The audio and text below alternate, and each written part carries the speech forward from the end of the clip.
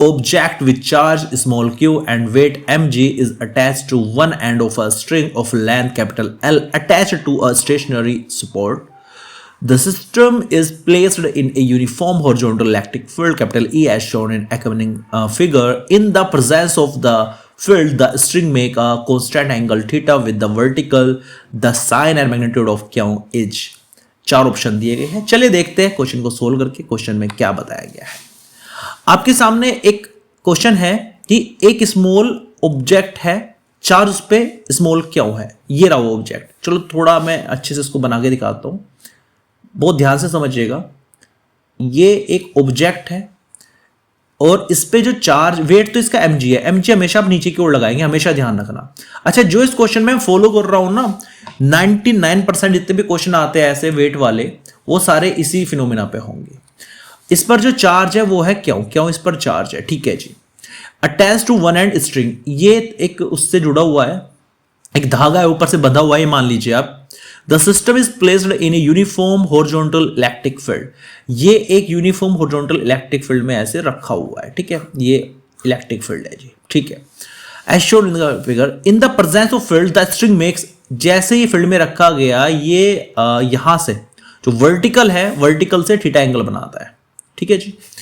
The sign and magnitude of Q की आपको value find करनी है. क्यों की वैल्यू क्या होगी, अब ध्यान से समझिएगा. इस टाइप के क्वेश्चन में होगा क्या, सबसे पहले तो आप ये देखिएगा, ये जो चार्ज है वो सीधा लटक रहा था और वो ऐसे चला गया. जैसे इलेक्ट्रिक फील्ड लगा वो इस डायरेक्शन में पुश हुआ. अब इस डायरेक्शन में पुश होने का मतलब क्या है, कौन सा चार्ज इलेक्ट्रिक फील्ड की ही डायरेक्शन में पुश होता है. मैंने पहले बताया, पॉजिटिव चार्ज ऐसा होता है, जैसे इलेक्ट्रिक फील्ड इधर लग रहा है तो उस पर फोर्स भी इधर ही लगेगा. नेगेटिव चार्ज होता तो इधर इलेक्ट्रिक फील्ड है, उसकी अपोजिट डायरेक्शन में फोर्स लगता है इस पे. तो सीधी बात है, पहला आंसर तो आ गया कि पॉजिटिव होगा. तो पॉजिटिव ए और बी में से एक आंसर है. अब ये वैल्यू कितनी होगी इस चार्ज की, वो भी पता करनी है आपको. तो जब भी आपको चीजें सोल्व कर, ऐसा कहीं भी क्वेश्चन आपको दिख जाए पूरी फिजिक्स में, तो सबसे पहले आप ये देखिएगा उस पर फोर्स कौन कौन से लग रहे हैं. देखिएगा, ये धागे से लटक रहा है तो धागे में टेंशन होगा, नीचे को mg होगा, और मैं बता चुका हूं कि इस डायरेक्शन में इलेक्ट्रिक फोर्स लगेगा Fe. इस बात का प्रॉपर ध्यान रखना. अब करना क्या है आपको, ये सिचुएशन ये बन चुकी है, ये T है, ये Fe है और नीचे की ओर mg है. अब करना, ये जो एंगल है ये है थीटा, ये एंगल है थीटा. फिजिक्स में तिरछा फोर्स कभी सोल्व नहीं होता तो तोड़ना पड़ता है कंपोनेंट में.